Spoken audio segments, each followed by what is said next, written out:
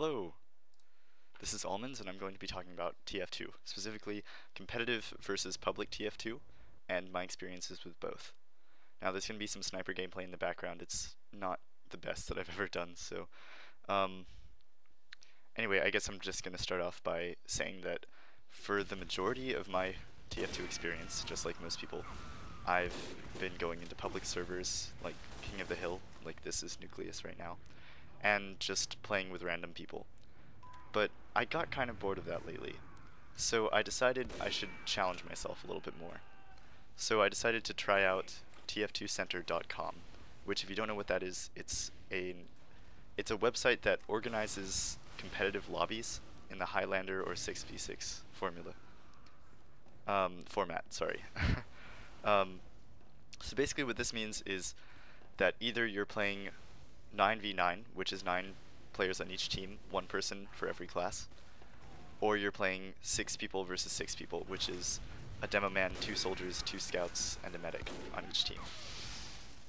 And it's a completely different format from public servers, and in a competitive match, for instance, this would never happen. I wouldn't be on fire screaming for my medic right next to a pyro, and he would probably, if there really were a pyro there on my team in competitive, he would definitely extinguish me. But for pubs, it doesn't always happen. And that's kind of the point of this video. Basically, the people that you generally meet in public servers, there are going to be about maybe at least 10 people who are not super experienced and are going to pretty much remain at the bottom of the scoreboard. There are going to be maybe 4 or 5 even good players that will always stay at the top of the scoreboard, and then there are going to be the people in the middle. But in competitive, everybody kind of knows what they're doing. Competitive people are kind of the top of the scoreboard types. They know the ins and outs of their class. They've played for hundreds, maybe even thousands of hours. Most of them actually have over 1,000 hours that I've met. And they know the ins and outs of the game, so they know all the spots, they know how to win. And I guess I kind of got to that point recently. I'm currently at 1,200 hours, by the way, just for comparison. My main class is not sniper, as you can probably imagine. This video is, I miss like half of my shots at least. My main class is soldier, but I also love to play scout and spy. Those are my secondaries. But I kind of got to that point recently, in my Team Fortress 2 experience, where I was bored. I was always at the top of the scoreboard, but I don't mean to brag. I mean, I'm just saying it happens to everybody eventually. It's just, it doesn't really hold your attention anymore. Like, you can practice your aim, and you're gonna do well, no matter what, unless the teams are completely stacked, which does happen in both competitive and normal. But I decided that I should try out the TF2center.com, and, oh, this is actually pretty cool. I get a really good shot on the sniper. Anyway, so I decided to try a Highlander lobby, and this was a couple weeks ago, 2 or 3 weeks ago, and I loved it. I mean, it was really challenging. All the players were really supportive for the most part. There were a couple that weren't so supportive, but you know, I mean, that's gonna happen anywhere. But even though it was my first lobby, and it just felt right. Like, people there were so good at the game, were so different from everybody in public servers that it really captivated my attention, and it made me really want to do well.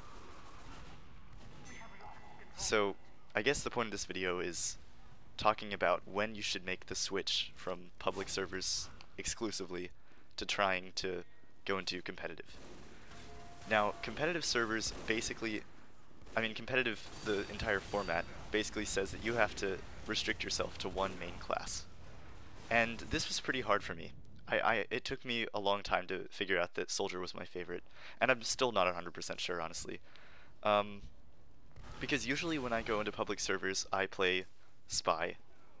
That's kind of what I do. I just love to play spy, but I haven't really ever tried it in competitive just because the spy slots are usually completely full. Like, as soon as a lobby opens, the spy slots usually go out first.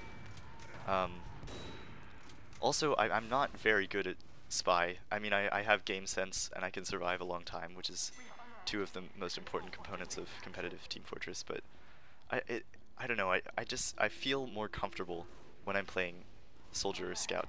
So initially I played Scout in the 6v6 format. Sorry, I keep mixing those two words up. I played Scout in the 6v6 format, and I did pretty well.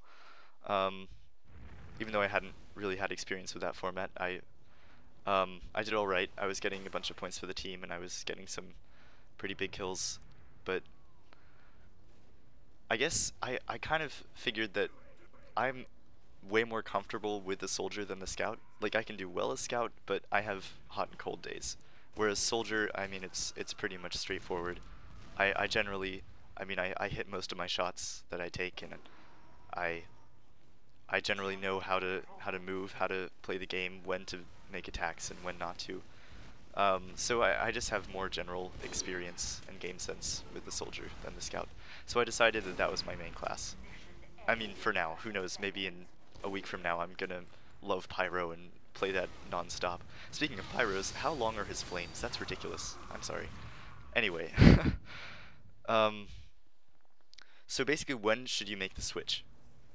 I would say that if you're playing public servers consistently, and you're always top of the scoreboard, and if you're sort of getting bored with Team Fortress, just the general kind of mayhem of it all, where the teams are always uneven, and I mean, if you're bored of the whole everybody's playing spy on your team and you can't do anything about it, then I would suggest that you try it. I mean, so long as you're a good player and you can work well with a team, because those are the more of the most important components of lobbies or competitive play in my experience, which is limited. I think that you could do well. Anyway, there are about like 30 seconds left to this match, so I guess I can talk about my gameplay a little bit more. Alright, so the match is ending here, and I decided to switch to Pyro, just for the last few seconds. I'm not very good with Pyro, but I thought maybe I could make a difference. It ends up that I can't at all, and I fail horribly for the team, but, you know, I try, which is important. I managed to get the Scout just because he was low health. I probably wouldn't have been able to get him otherwise. But then I go up behind, and I try to flank the sniper who's been spamming arrows on the point. Meanwhile, they cap the point and we lose, but I get him with a taunt kill anyway. Anyway, thank you for watching, and I may upload more later.